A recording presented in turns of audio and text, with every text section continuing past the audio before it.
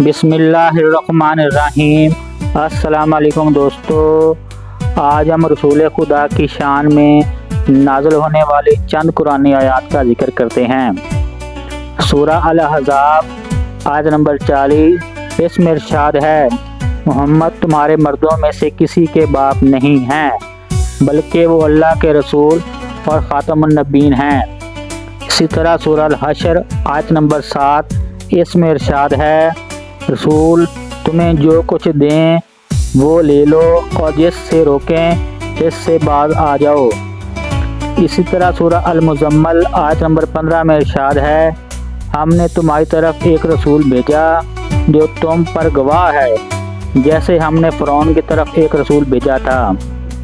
اسی طرح سورہ آل عمران آیت نمبر 31 میں ارشاد ہے، کہہ دو اگر تم اللہ سے محبت کرتے ہو تو میری پیروی کرو، اللہ تمہیں محبوب بنا لے گا اور تمہارے گناہ معاف کرے گا بے شک۔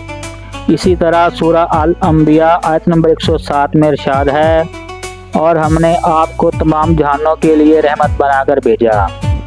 اسی طرح سورہ الاعراف آیت نمبر 157 میں ارشاد ہے، وہ لوگ جو اس رسول امی کی پیروی کرتے ہیں جس کا ذکر وہ تورات اور انجیل میں لکھا ہوا پاتے ہیں۔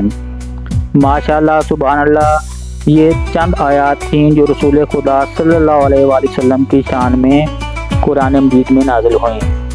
اگر آپ کو ہماری یہ ویڈیو اچھی لگے تو ہمارے چینل کو سبسکرائب کریں، لائک کریں اور شیئر کریں۔ شکریہ۔